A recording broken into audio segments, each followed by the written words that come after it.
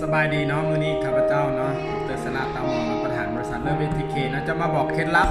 ให้กับทุกคนที่อยากให้ชีวิตดีขึ้นหรือว่าอยากประสบผลสำเร็จเนาะซึ่งจะมี3คำนี่เลยเขาทุกคนใส่กับตัวเองเพราะว่าสมองของเขาเนี่ยจะจืดสิ่งที่เขาเว้าสิ่งที่เขาส่งต่อผู้อื่นมันจะจำไว้เนาะ3 คำนี่มีผลกับชีวิตอีหลีเนาะมีคำยังแดดที่บุคคลใส่เนาะ3 คำนี่ก็คือคำทับเอสเนาะก็คือแบบอย่าใส่คำว่าหวังเนาะความหวังจะได้นั่นหวังจะได้นี่เนี่ยก็คือมันจะบ่เกิดเนาะเพราะความหวังเนี่ยมันจะบ่แม่นว่าเป็นตัวขับเคลื่อน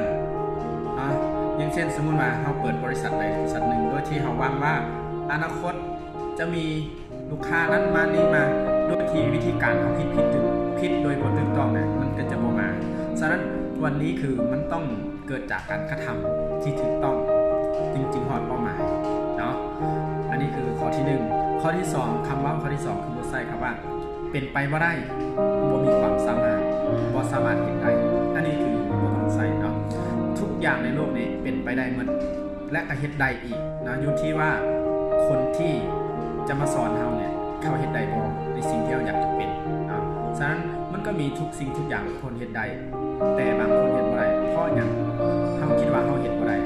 เป็นไปบ่ได้บ่มีความสามารถเขาก็เลยบ่อยากแสวงหาฉะนั้นเปลี่ยนจากคำว่าบ่มีความสามารถเฮ็ดบ่ได้เปลี่ยนว่าเขาเฮ็ดได้จังได๋แล้วไปศึกษาเขาเนาะคำที่3คำว่าพยายามคำว่าพยายามเนี่ยจะบ่เกิดเลยเนาะถ้าบ่เกิดอีหยังเลยเพราะมันคือเป็นแค่คำเว้าที่หลายๆคนใส่ว่าความพยายามบ่ได้สำเร็จนั่นบ่